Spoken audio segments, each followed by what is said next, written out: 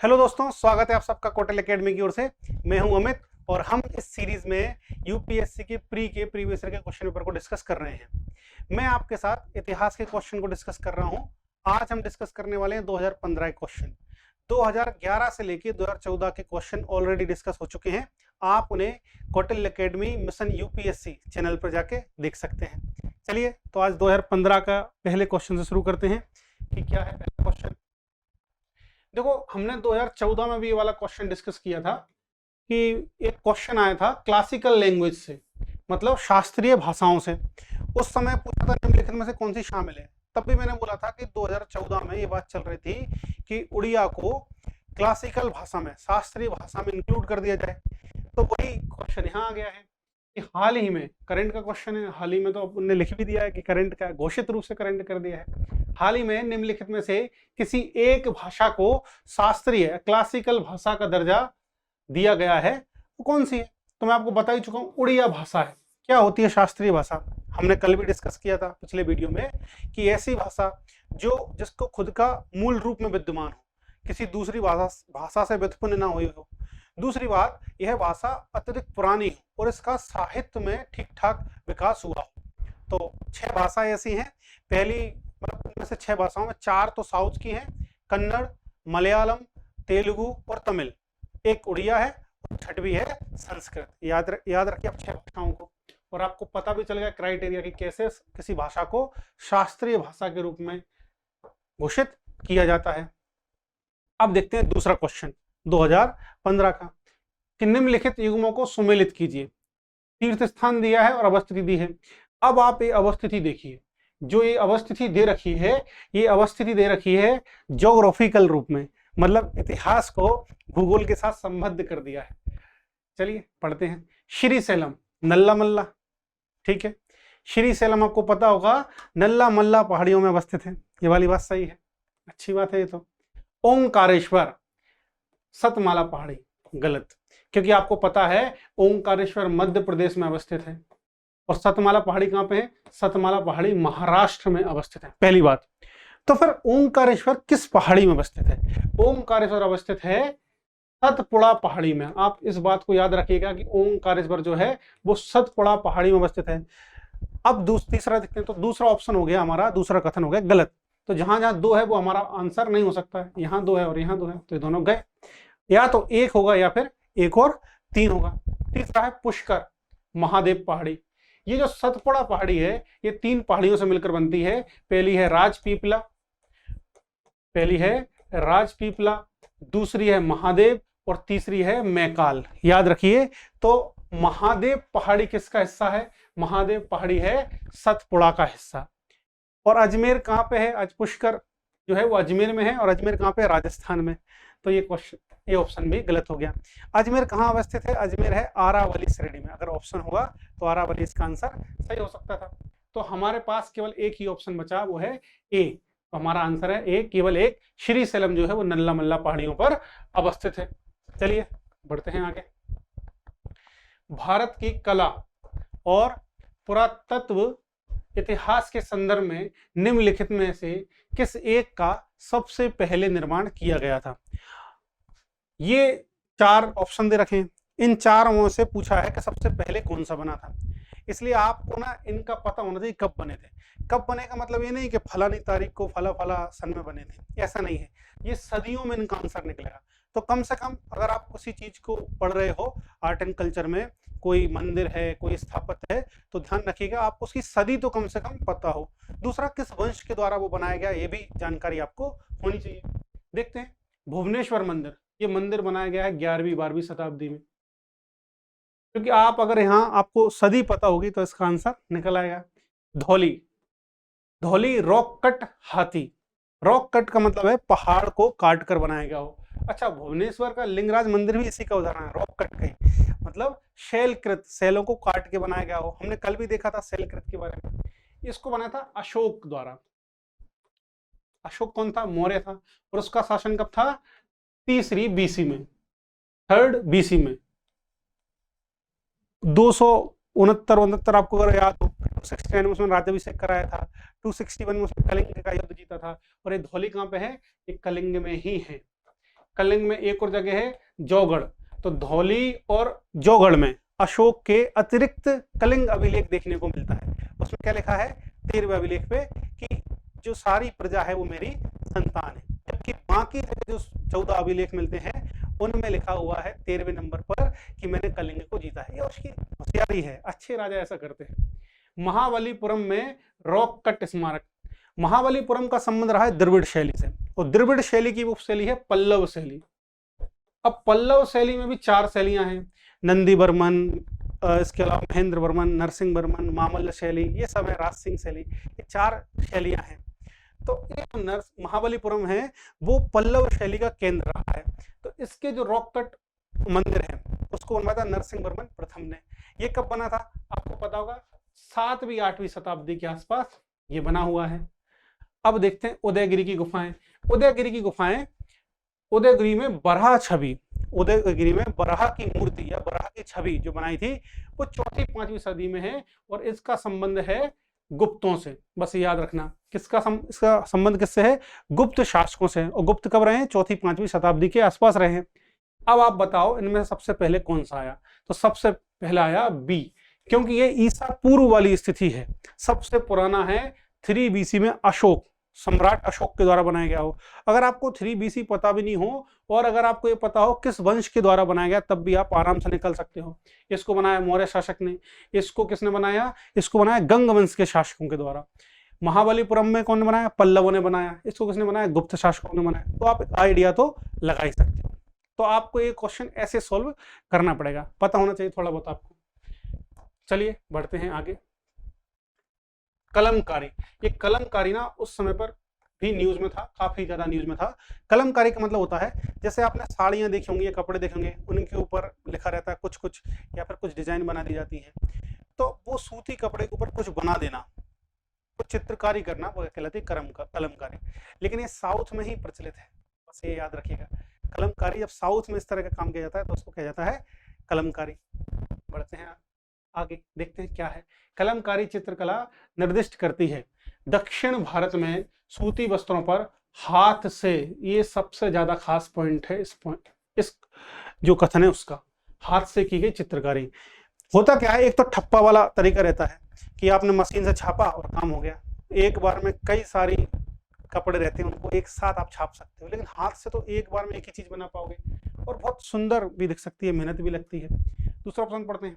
तो ये आंसर अभी तो इसका सही लग रहा है, देखते हैं बाकी में क्या है। पूर्वोत्तर भारत में बांस के हस्तशिल्प, नहीं गलत, बांस के हस्तशिल्प तो नहीं है। भारत के पश्चिमी हिमालय क्षेत्र में ऊनी वस्त्र पर ठप्पे से की गई चित्रकारी, नहीं, ये भी गलत है। ठप्पे की चित्रकारी, अगर आपने कभी मेहंदी लगवाई हो, जो घूमते हैं गली गली में या बैठे रहते हैं, वो क्या करते हैं, एक पहले से प्रिंट रखते हैं लकड़ी का, उसको कलर में डुबोते हैं और आपके हाथ पे लगा देते हैं, वो होता है ठप्पा चित्रकला। ये धार में बहुत प्रसिद्ध है, मध्य प्रदेश का धार है, वो ठप्पा चित्रकला के लिए जाना जाता है। अगला ऑप्शन है तो ये भी नहीं हो सकता, डी है उत्तर पश्चिमी भारत में। पहला उत्तर पश्चिमी, इसलिए ही वो ऑप्शन गलत हो गया। तो हमारा ऑप्शन केवल ए निकला, ए हमारा आंसर है। याद रखिए कलमकारी क्या है। कलमकारी इस साल भी न्यूज में है, तो आप इसको पढ़ के रखिए, कभी इसके बारे में और पूछ लिया जाए तो। मैंने आपको बताया है हिस्ट्री जो है उसमें आप बहुत ज्यादा नए नए टॉपिक लेके आना मुश्किल है, तो वो क्या करते हैं, उसी में से पूछ लेते हैं। अब आप 2021 का एग्जाम्पल देखोगे तो उसमें नए टॉपिक भी ढूंढ के लेके आए हैं वो लोग। चलिए देखते हैं अगला क्वेश्चन। भारतीय इतिहास के संबंध में निम्नलिखित में से कौन सामंती व्यवस्था का अनिवार्य तत्व है। सामंती व्यवस्था को आप जानते होंगे। देखो सबसे पहले क्या हुआ था भारत में, ये एक साम्राज्य था, इस साम्राज्य का एक राजा हुआ करता था, लेकिन धीरे धीरे साम्राज्य विघटित होने लगे। जब विघटित होने लगे तो ये साम्राज्य छोटे छोटे भागों में बढ़ गए, राजा की अवधारणा भी खत्म हो गई, ऐसे छोटे छोटे राज्यों में विघटित हो गए। इसका कई घाटे भी हुए और फायदे हुए। घाटे क्या हुए कि अब केंद्रीय सत्ता खत्म हो गई तो केंद्रीय सेना भी खत्म हो गई। अब छोटे छोटे राज्य हो गए, आपस में ही लड़ने लगे, आपस में लड़ने लगे तो कोई विदेशी आक्रमण करे उसके लिए हमारे पास कोई ऑप्शन ही नहीं था लड़ने के लिए, क्योंकि वो सोचता था वो हार जाए तो बढ़िया है, मेरा शासन हो जाएगा, पड़ोसी हार जाए तो बढ़िया है। ये नहीं सोच रहे कि सबके सब एक थे, उस टाइम पे ये आसान होता लड़ना। ये घाटे। फायदा क्या हुआ, अब जनजातीय क्षेत्रों मतलब दूर दूर के क्षेत्रों में भी कृषि से मतलब व्यवस्था शुरू हो गई। ये जो सामंत थे नई भूमि खोजने लगे, अपने भू राजस्व को बढ़ावा देने के लिए कृषि को बढ़ावा देने लगे। इसके अलावा दूर दराज के जो क्षेत्र थे वहां पे प्रशासन की व्यवस्था बहुत हल्की थी, तो इन्होंने क्या किया, अच्छा शासन किया वहां पे। तो कुछ लाभ हैं कुछ घाटे हैं। तो ये थी सामंती व्यवस्था। अब देखते हैं ये क्या पूछना चाह रहे हैं कि सामंती व्यवस्था का अनिवार्य तत्व क्या था। ये पूछ रहे हैं कि इनमें अनिवार्य कौन सा था। एक तो होगा तत्व हो भी सकता है नहीं भी हो सकता, लेकिन इनने पूछा है कौन सा होगा ही। उसको देखते हैं कौन सा है। अत्यंत सशक्त राजनीतिक सत्ता। अभी हमने बोला कि जब अत्यंत सशक्त राजनीतिक सत्ता ही टूटती है तो सामंतवाद का विकास होता है। तो यहां से ये हो गया गलत। अब जहां जहां एक होगा वो हमारा आंसर नहीं हो सकता। आंसर ही निकल आया, जरूरत ही नहीं पड़ी पूरा क्वेश्चन पढ़ने की। सोचिए, ये आप इस तरह से भी काम कर सकते हो, अपना टाइम भी बचा सकते हो और आंसर भी निकल गया। फिर पढ़ लेते हैं बी क्या कहते हैं। भूमि के नियंत्रण तथा स्वामित्व पर आधारित प्रशासनिक संरचना का उदय। सामंतवाद का उदय क्यों हुआ? इसमें एक लिखा है कि भूमि के नियंत्रण तथा स्वामित्व पर आधारित व्यवस्था का उदय हुआ। क्या था आपने को पता होगा कि सातवाहनों ने भूमि दान की प्रथा शुरू की थी। पहले क्या होता था, भूमि सारी की सारी राजा की होती थी। अब इन्होंने क्या किया, भूमि दान करना शुरू किया। भूमि दान करना शुरू किया तो उस भूमि पर किसी एक का कब्जा हो गया। जब एक का कब्जा हो गया तो वो अपने आप में वहां का छोटा सा राजा बनना शुरू हो गया और उसी से धीरे धीरे सामंत बनना शुरू हुआ और सामंतवाद का उदय हो गया। तो भूमि दान व्यवस्था सबसे प्रमुख कारण रही है सामंतवाद के उदय के लिए। तो लगभग यही ये कह रहे हैं। कथन है, तीसरा कथन मतलब सामंत तथा उसके अधिपति के बीच स्वामीदास संबंध का बनना। ये भी सही है, हम पहले देख चुके हैं कि 2 और 3 दोनों सही होंगे। तो ये तो बहुत आसान था आपके स्तर से। छठवां प्रश्न देखते हैं। निम्नलिखित राज्यों में से किन का संबंध बुद्ध के जीवन से है? ये तो 14 में भी देखा था क्वेश्चन हमने।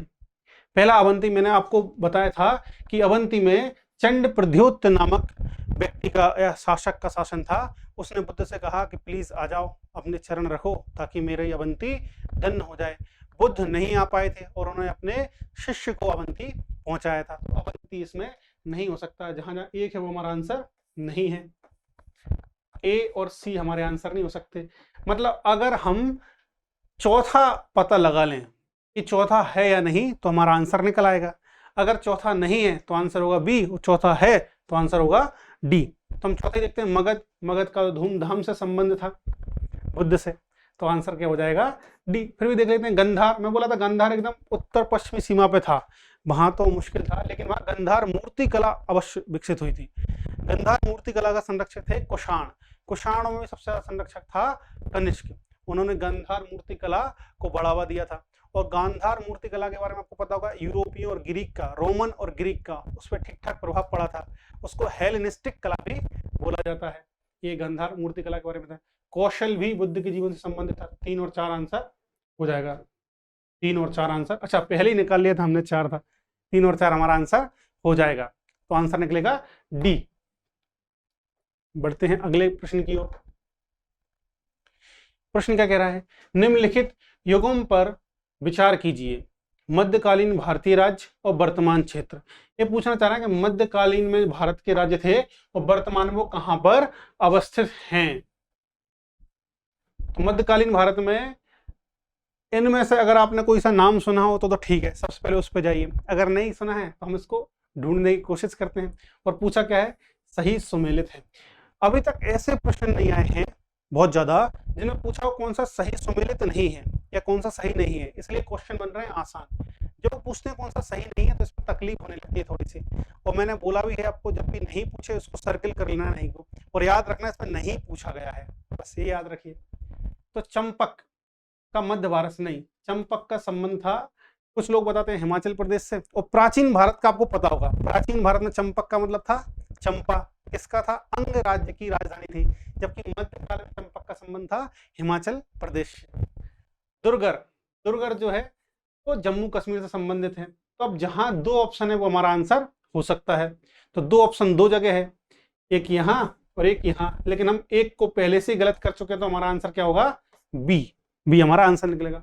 कुलूत, कुलूत तो आपने सुना होगा, कभी आपको मौका मिला होगा तो। कुल्लू जो है उसको कुलूत के नाम से जाना जाता है। कुल्लू, वही कुल्लू जिसके बारे में आप सोच रहे हो, एकदम सही सोच रहे हो, कुल्लू मनाली जाएंगे, वही वाला मामला है। कुल्लू हिमाचल प्रदेश में है। तो मालाबार नहीं हो सकता आंसर, तो ये भी गलत। मालाबार फिर है कहाँ? मालाबार तट का नाम सुना होगा आपने, वो है केरल राज्य में। यहाँ मोनाजाइट नामक खनिज मिलता है और उसमें खनिज में थोरियम नामक ईंधन, जो यूरेन थोरियम नामक रेडियो एक्टिव खनिज पाया जाता है। इस मोनोजाइट रेत में जो कहाँ पे मिलती है? मालाबार तट पर। तो पता ही चल गया आपको कि मालाबार तट कहाँ पे है, तो ये भी आंसर हो गया। ये क्वेश्चन थोड़ा बड़ा दिख रहा है, देखते हैं क्या पूछ रहा है।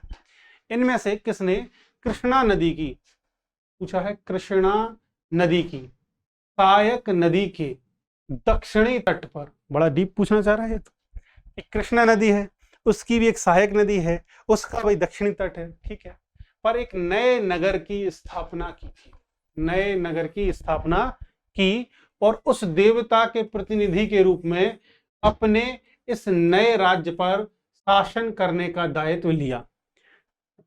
और वहां पे एक देवता का, खुद को देवता को प्रतिनिधि घोषित किया और कहा कि मैं अब यहाँ का शासन करूं, जिसके बारे में माना जाता था कि कृष्णा नदी के दक्षिण की समस्त भूमि उस देवता की है। पॉइंट ये है, ये 4 शासकों के नाम दिए हैं। अगर इन 4 शासकों का आपको वंश पता होगा तो आप इसको आसानी से बना सकते हो। थोड़ा टफ लग सकता है क्वेश्चन, मतलब इसको मीडियम में तो रख ही सकते हैं जो टफनेस के लेवल पर। चलिए देखते हैं। अमोघ वर्ष प्रथम, इन्होंने पूछा है किसने नए नगर की स्थापना की जो कृष्णा नदी की सहायक नदी के दक्षिणी तट पर अवस्थित था, और उसने क्या किया? संपूर्ण दक्षिणी भारत पर राज्य किया। अमोघ वर्ष कौन था? अमोघ वर्ष राष्ट्रकूट शासक था, राष्ट्रकूट शासक। राष्ट्रकूटों का क्षेत्र कहां था? राष्ट्रकूटों का क्षेत्र था कृष्णा नदी से काफी ऊपर था, महाराष्ट्र कर्नाटक के क्षेत्र में उनका शासन था। तो अमोघ वर्ष तो कैंसिल हो गया, नहीं हो सकता। बल्लाल द्वितीय, ये होयसल शासक था, इसको आप रख सकते हो अभी।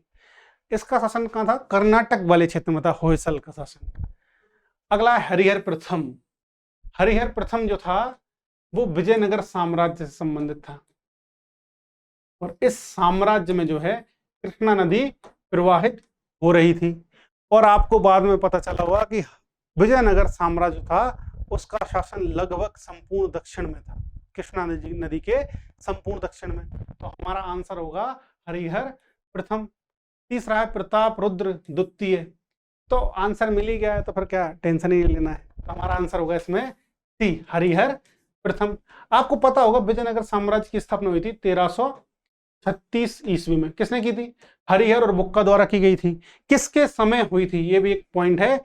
उस टाइम पे सल्तनत काल चल रहा था भारत में, और सल्तनत काल में तुगलकों का शासन था, और तुगलक वंश का शासन था MBT, मोहम्मद बिन तुगलक।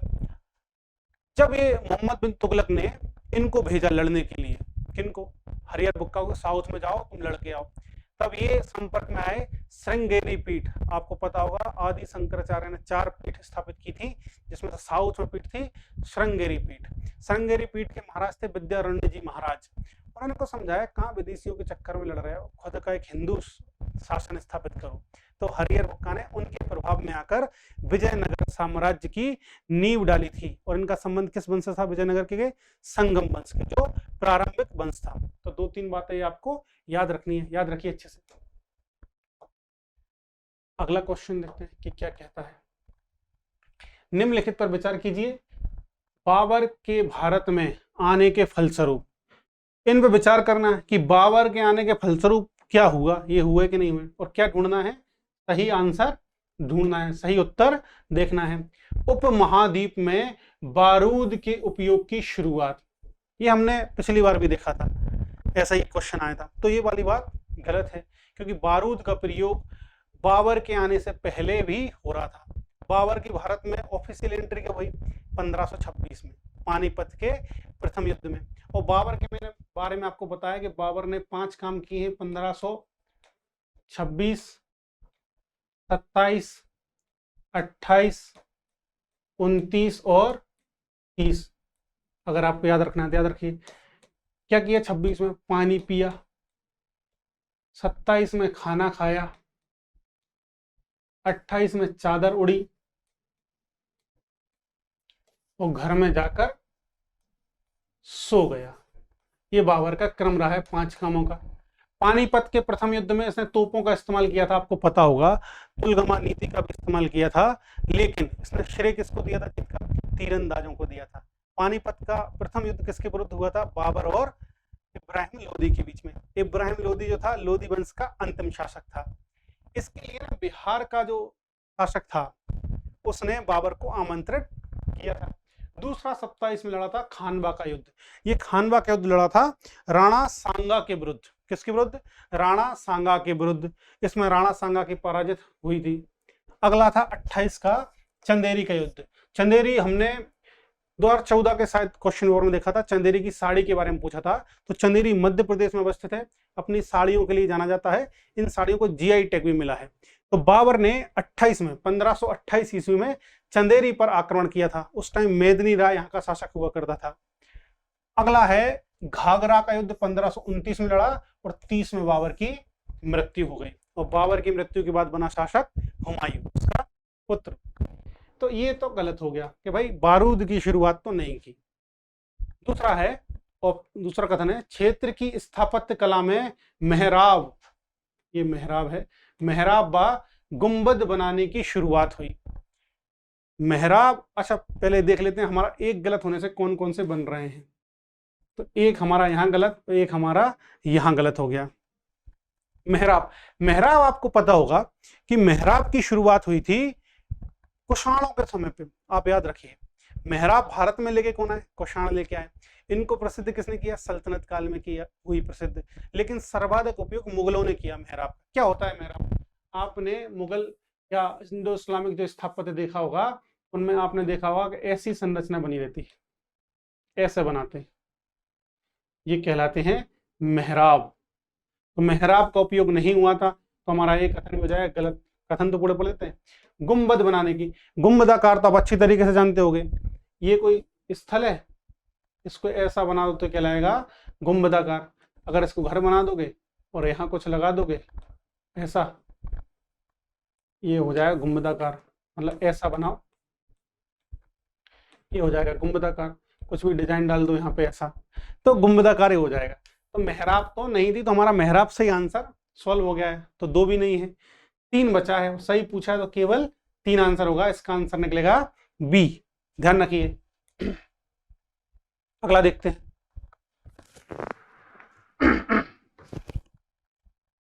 अगला क्या है? निम्नलिखित में से किस आंदोलन के कारण भारतीय कांग्रेस का विभाजन हुआ? निम्नलिखित में से किस आंदोलन पूछा है, बस इसको अंडरलाइन कर लोगे तो आपका आधा आंसर निकल गया। उनने पूछा है, केवल ये नहीं पूछा है कि कांग्रेस के विभाजन का कारण क्या था, उनने पूछा है किस आंदोलन के कारण कांग्रेस का विभाजन हुआ था। तो देखते हैं, जिसके परिणाम स्वरूप नरम दल और गरम दल का उद्भव हुआ। मतलब नरम दल और गरम दल बट गए, एक दूसरे में से अलग अलग हो गए। चलिए देखते हैं।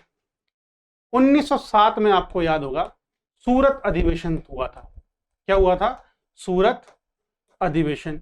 इस सूरत अधिवेशन में गरम दल के जो लोग थे वो चाह रहे थे कि लाला लाजपत राय हमारे अध्यक्ष बने, और नरम दल के जो लोग थे वो रास बिहारी घोष को अध्यक्ष बनाना चाहते थे। और कल मैंने बताया था पिछले वीडियो में कि घोष और बोस में अंतर करना है।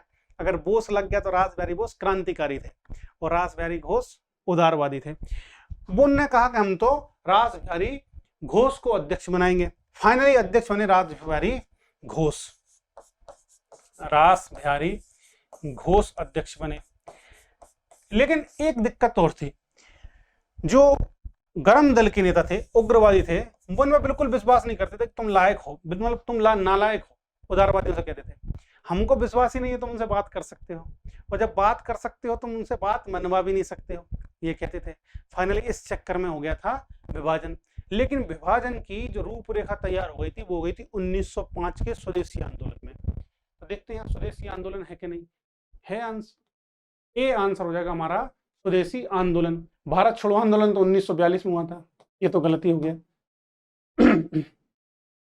असहयोग आंदोलन 1920 में हो गया था। मतलब ये तो आपके लिए चुटकियों का खेल है, बाएं हाथ का काम है आपका। और ये 1930 में हुआ था, जबकि विभाजन कब हुआ था? 1907 में। तो आंसर अपने आप ही निकल आया। अगर इतना ज्यादा अभी पता नहीं हो तब भी आंसर आराम से निकल के आ रहा है। चलिए अगले क्वेश्चन की ओर बढ़ते हैं। रॉलेट सत्याग्रह, अच्छा 1919 में हुआ था रॉलेट सत्याग्रह, आप लोगों को पता होगा। के संदर्भ में निम्नलिखित में से कौन सा कथन सही है? और यहां भी क्या पूछा है? सही पूछा है। रॉलेट अधिनियम सेडिशन कमेटी की सिफारिश पर आधारित था। जो रॉलेट कमेटी थी उसके अध्यक्ष थे सिडनी रॉलेट, इसीलिए उसको सिडनी रॉलेट के नाम पर ही जो है रॉलेट अधिनियम बोला गया। और पिछले जो पेपर थे हमने उसमें डिस्कस किया था कि रॉलेट एक्ट जो है उसको बिना अपील, बिना वकील, बिना दलील का कानून बोला जाता है। मैंने आपको ये भी बताया था कि इससे क्वेश्चन आते रहते हैं, मतलब 1-2 साल नहीं आएंगे फिर आ जाएंगे, फिर 1-2 साल नहीं आएंगे फिर क्वेश्चन आ जाएंगे, ऐसा हालात रहता है। तो ये एक फेवरेट टॉपिक है यूपीएससी का, आप इसको पढ़ना चाहिए आपको, और क्वेश्चन भी आते हैं। रॉलेट अधिनियम सेडिशन कमेटी की सिफारिश पर आधारित था, सही बात है, ये सेडिशन कमेटी की सिफारिश पर ही था। दूसरा, इस जो कमेटी इसको सेडिशन कमेटी बोला जाता था, जो सिडनी रॉलेट की अध्यक्षता में बनी थी। दूसरा, रॉलेट सत्याग्रह में गांधी जी ने होम रूल लीग का उपयोग करने का प्रयास किया था। यह बात मैंने आपको बताई थी कि होम रूल लीग की स्थापना 1916 में बाल गंगाधर तिलक और एनी बेसेंट के द्वारा हुई थी। इन दोनों ने होम रूल लीग की स्थापना की। और जब 1919 में रॉलेट एक्ट आया तो गांधी जी बहुत दुखी हुए कि भाई हमने तो तुमसे मदद की थी। गांधी जी को आपको पता होगा कि केसरी हिंदी की उपाधि दी थी। कुछ लोगों ने कहा था गांधी जी को तुम तो भर्ती करने वाले सर्जेंट हो। क्यों सार्जेंट बोला था? क्योंकि तुम जो है प्रथम विश्व युद्ध में भारतीयों को प्रोत्साहित कर रहे हो कि अंग्रेजी सेना में जाओ, अंग्रेजों की ओर से प्रथम विश्व युद्ध लड़ो। अगर ये बात आपको पता नहीं हो तो आपसे याद रखिएगा कि गांधी जी को भर्ती करने वाला सार्जेंट बोला गया था। और बदले में क्या मिला? बदले में मिला रॉलेट एक्ट, जिसमें क्या कहा गया था? जिसमें कहा गया था किसी भी व्यक्ति को बिना किसी आधार के भी केवल शक की बिना पर गिरफ्तार किया जा सकता है और उस व्यक्ति के पास कोई अधिकार नहीं रहेंगे। थोड़े बहुत अधिकार थे नाम मात्र के, अदरवाइज सारे अधिकार छीन लिए। तो गांधी जी ने कहा तो गलत है। तो गांधी जी ने इसी के विरोध में रॉलेट सत्याग्रह शुरू किया था। अब जब गांधी जी ने शुरू किया तो गांधी जी ने सोचा कि होम रूल आंदोलन पहले से चल रहा है, क्यों ना इसके ढांचे का इस्तेमाल कर लिया जाए। तो होम रूल आंदोलन के ढांचे का इस्तेमाल गांधी जी द्वारा किया गया था। तो ये वाला ऑप्शन भी हमारा सही हो गया। तीसरा, तो जहां 1 और 2 है वो हमारे आंसर हो सकते हैं। तो ए नहीं होगा और सी नहीं होगा, या तो बी होगा या फिर डी होगा। साइमन कमीशन के आगमन के विरुद्ध हुए प्रदर्शन रॉलेट सत्याग्रह के साथ साथ हुए, तो गलत ही है, क्योंकि साइमन कमीशन कब आया था? साइमन कमीशन भारत में आया था 1928 में। साइमन कमीशन का भी विरोध किया गया था, लेकिन साइमन कमीशन का विरोध क्यों किया गया था? क्योंकि इसमें सभी सदस्य जो थे वो ब्रिटिश थे, एक भी भारतीय सदस्य नहीं था। और इसी मैंने बताया था आपको पिछले वीडियो में कि इसी साइमन कमीशन के दौरान जब लाहौर में लाला लाजपत राय आंदोलन कर रहे थे तो लाठी चार्ज उनके सर पर लाठी लग गई, जिससे उनकी मृत्यु हो गई थी। बाद में भगत सिंह ने उन्हीं का बदला लिया था, सांडर हत्याकांड आपने सुना होगा। तो ये ऑप्शन हो गया गलत। तो हमारा निकला बी आंसर निकला, बस ये आप याद रखिए। आंसर क्या है? आंसर है बी, रॉलेट सत्याग्रह वाले क्वेश्चन का। अगला देखते हैं, इनमें से किसने अप्रैल में नमक कानून तोड़ने के लिए तंजौर तट पर एक अभियान संगठित किया था? गांधी जी ने जो 3 आंदोलन किए हैं और बाकी जिन आंदोलनों से गांधी जी जुड़े हैं वो सारे आपके लिए वेरी इंपॉर्टेंट, उन सब को आपको ध्यान से पढ़ना पड़ेगा और हर चीज उनके बारे में जितना ज्यादा हो सके उतना ज्यादा पढ़ो और जितना याद रख सको उतना याद रखना पड़ेगा। आपको पता होगा कि नमक सत्याग्रह जो है सबने अवज्ञा आंदोलन के समय प्रारंभ हुआ था। एक बात आप ये भी याद रखिएगा कि नमक सत्याग्रह भले ही गांधी जी ने नमक तोड़ने की बात की थी 1930 में, लेकिन इसकी डिमांड काफी टाइम पहले से हो रही थी कि नमक पर जो कानून बनाया, नमक पर जो कर लगाया है उसको समाप्त कर दीजिए। गांधी जी ने व्यवस्थित आंदोलन की शुरुआत की थी। कब की थी? गांधी जी ने शुरुआत की थी 1930 में। कहां से कहां तक? गांधी जी ने साबरमती आश्रम से, साबरमती आश्रम से दांडी तक यात्रा की थी और दांडी पहुंचकर 6 अप्रैल 1930 को नमक कर तोड़ा था। नमक बनाया और नमक कर तोड़ा, मतलब उठा लिया, कह दिया हमने नमक कर तोड़ दिया है। प्रतीकात्मक रहता है। आपको पता ही है गांधी जी ने इसमें नमक का आधार क्यों बनाया था। गांधी जी ने इसमें नमक का आधार इसलिए बनाया था कि नमक घर घर में यूज होता है। हिंदू भी यूज करता है, मुस्लिम भी यूज करता है, किसान भी यूज करता है, मजदूर भी यूज करता है, गरीब भी इस्तेमाल कर रहा है और अमीर भी उसका प्रयोग कर रहा है। ध्यान रखिए, इसलिए गांधी जी ने नमक को चुना था और नमक को आधार बनाया। आधार नमक था, लेकिन मांगे आप पढ़िए सबने अवज्ञा आंदोलन की, फिर आपको समझ में आया गांधी जी ने झुंझुना दिखाया था, नमक दिखा के बाकी सारी मांगे पूरी करवाना चाह रहे थे, तो साबरमती से। लेकिन इसी के साथ लगभग संपूर्ण भारत में आंदोलन शुरू हो गया था और संपूर्ण भारत में जगह जगह नमक तोड़ने की प्रथा चल गई थी। इसी आंदोलन के दौरान आपको पता होगा धरासना में सरोजिनी नायडू जो थी उन पर बर्बर कार्रवाई हुई थी पुलिस द्वारा, जिसको वेब मिलर नामक एक पत्रकार ने न्यू फ्रीमैन नामक अखबार में वर्णित किया था। आंखों देखा वर्णन था उसमें 1930 में धरासना में। ये बात आपको याद रहनी चाहिए। अब देखते हैं जब अलग अलग जगह तोड़ा था, साउथ में भी तोड़ा, मालाबार तट पे भी तोड़ा, इधर कोरोमंडल तट पे भी तोड़ा गया था, उड़ीसा में कई जगह नमक तोड़ा गया था, नमक कानून को। तो अभी देखते हैं ये कहाँ का पूछ रहा है। ये पूछ रहा है तंजोर तट का, और तंजोर तट कहाँ पे है? तंजोर तट है तमिलनाडु में। तमिलनाडु मतलब कोरोमंडल तट पर नमक कानून तोड़ने का जिम्मेदारी ली थी सी राजगोपालाचारी ने। सी राजगोपालाचारी ने इनने जिम्मेदारी ली थी। इन्होंने त्रिचनापल्ली से बादरायण तक यात्रा की और नमक कानून को तोड़ा। तो अब देखते हैं तंजौर में कौन था। इनने पूछा है किसने संगठित किया था, तो हाँ हमको मिल गई, सी राजगोपालाचारी। आंसर होगा हमारा बी, याद रखिएगा।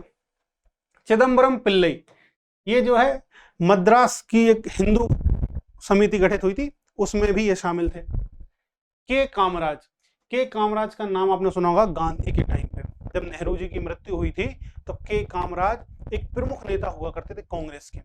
तो इन्होंने 47 के बाद काफी भूमिका निभाई थी। एनी बेसेंट के बारे में आप इतना पढ़ चुके हो कि इनको आपको टेंशन ही नहीं होगा, एनी बेसेंट हो नहीं सकती थी, क्योंकि एनी बेसेंट ने एक टाइम ऐसा है कि गांधी जी के आंदोलन का विरोध करना शुरू कर दिया था। उन्होंने ये शामिल नहीं थी, तमिलनाडु में शामिल नहीं थी कम से कम, बस ये याद रखिए, ठीक है। तो ये 1930 में हुआ था, सबने अवज्ञा आंदोलन का भाग था। इसी टाइम पे मध्य भारत में कौन सा जल सत्याग्रह, जंगल सत्याग्रह, वन कानून तोड़ो सत्याग्रह, ये शुरू हुआ था। असम में कनिंगम सर्कुलर चल रहा था। उत्तर पश्चिम भारत में सीमांत गांधी नाम से जो प्रसिद्ध थे हमारे खान अब्दुल गफ्फार खान, उन्होंने लाल कुर्ती आंदोलन चलाया था। 1930 में लगभग संपूर्ण भारत में अंग्रेजों के विरुद्ध आंदोलन हुआ था, ठीक है। चलिए बढ़ते हैं आगे, क्या कह रहा है अगला प्रश्न। निम्नलिखित में से कौन भारत में उपनिवेशवाद के आर्थिक आलोचक थे? कौन भारत में उपनिवेशवाद के आर्थिक आलोचक थे?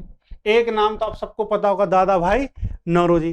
दादा भाई नौरोजी ने ड्रेनेज ऑफ वेल्थ का सिद्धांत दिया था, मतलब धन बहिर्गमन का सिद्धांत दिया था। बी औद्योगिकरण के बारे में बताया था दादा भाई नौरोजी ने।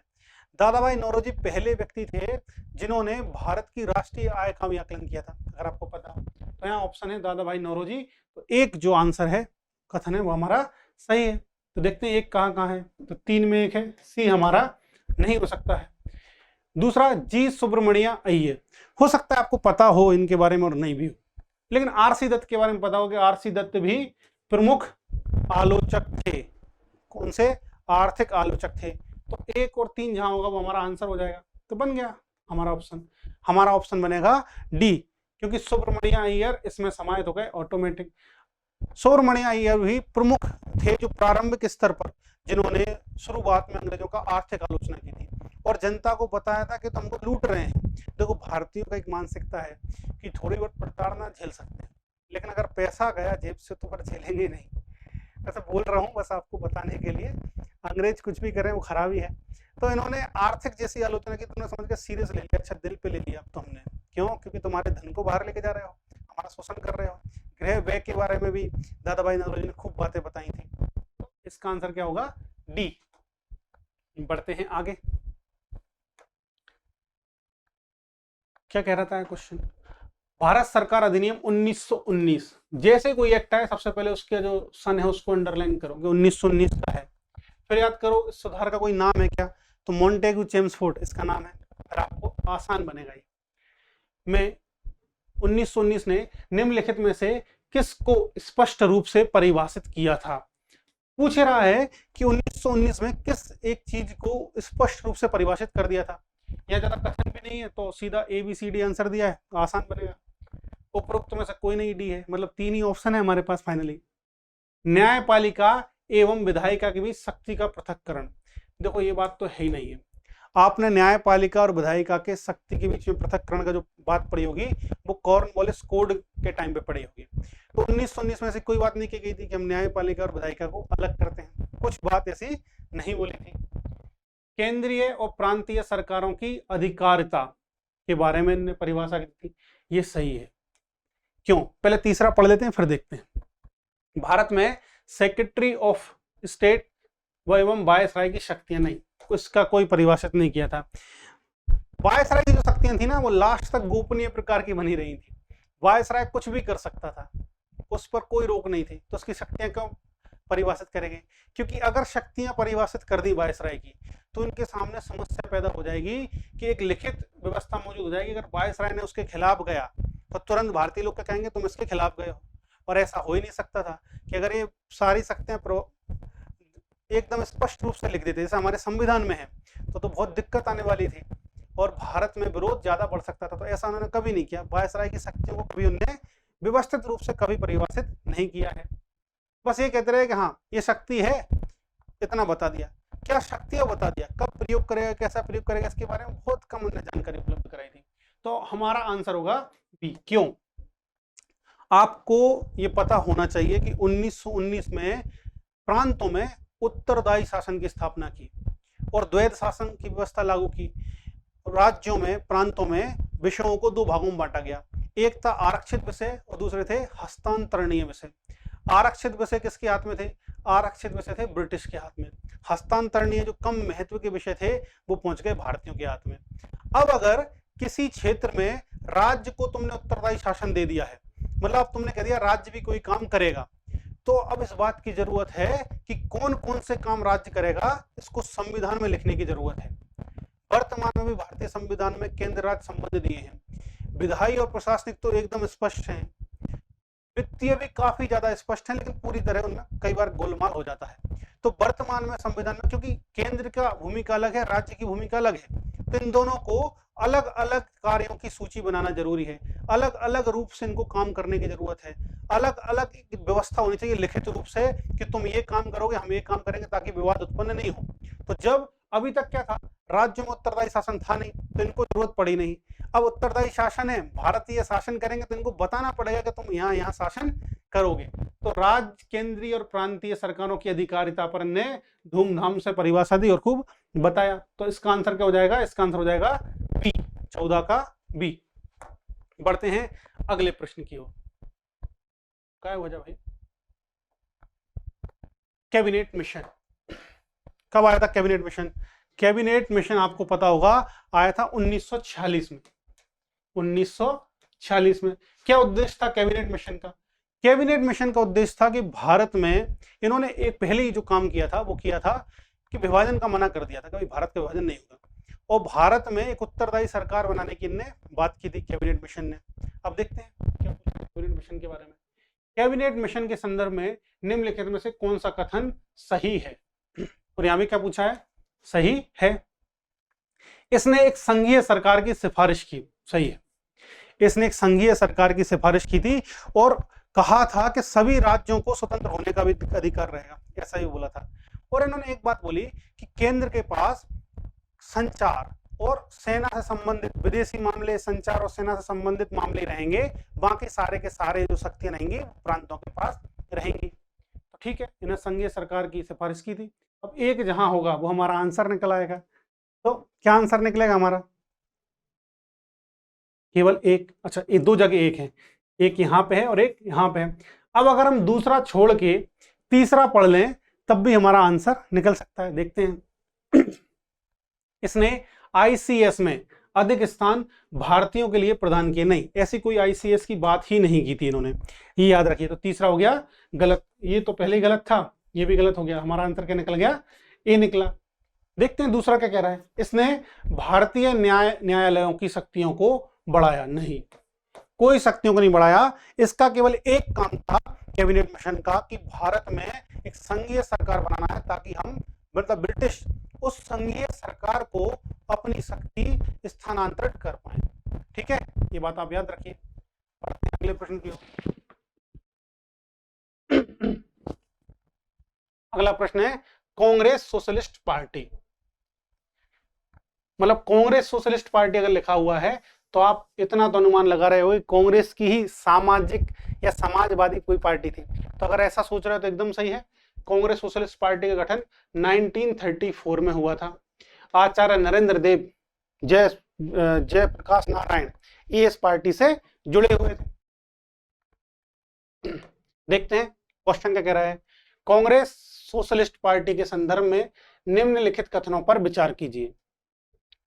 इसने ब्रिटिश वस्तुओं के बहिष्कार और करों की चोरी की वकालत की। ये तो किसी भारतीय ने नहीं कहा है, मतलब मुस्लिम लीग ने भी ऐसा नहीं कहा होगा। क्या कह रहे हैं? ब्रिटिश वस्तुओं के बहिष्कार और करों की चोरी की वकालत की। मतलब करों की चोरी कर रहे हैं तो बढ़िया कर रहे हैं, तो ये ऑप्शन तो हो गया गलत। जहां एक है वो हमारा ऑप्शन नहीं हो सकता। गए ए और सी गए। यह है सर्वहारा वर्ग के लिए तानाशाही स्थापित करना चाहती थी। भारत की किसी पार्टी ने कभी ये नहीं कहा है कि हमको तानाशाही स्थापित करना है। किसी की भी तानाशाही हो, चाहे सर्वहारा की हो या किसी की भी, अगर किसी भी पार्टी को छोड़ दिया तो कांग्रेस ने तो कभी नहीं कहा है। और मैंने आपको बोला कांग्रेस की समाजवादी शाखा थी, तो कांग्रेस किसमें बात करती थी? उदारवादी में, लोकतंत्र में बात करती, तानाशाही की बात नहीं करती थी। तो ये बी वाला ऑप्शन भी हो गया गलत। तो अब भी हमारे पास या तो 3 बचेगा या कोई नहीं बचेगा। और पूछा है कौन सा सही है। इसने अल्पसंख्यकों और उत्पीड़ित वर्गों के लिए अलग निर्वाचक मंडल की वकालत की थी। हाँ, ये बात एकदम सही है। इसका आंसर क्या निकलेगा? इसका आंसर निकलेगा 3। ध्यान रखिए। तो आज हमारे पास ये 16 क्वेश्चन थे 2015 के। आज के लिए इतना ही। अब हम मिलेंगे अगले वीडियो में 2016 के क्वेश्चन के साथ। चलिए तो मिलते हैं कल के वीडियो में।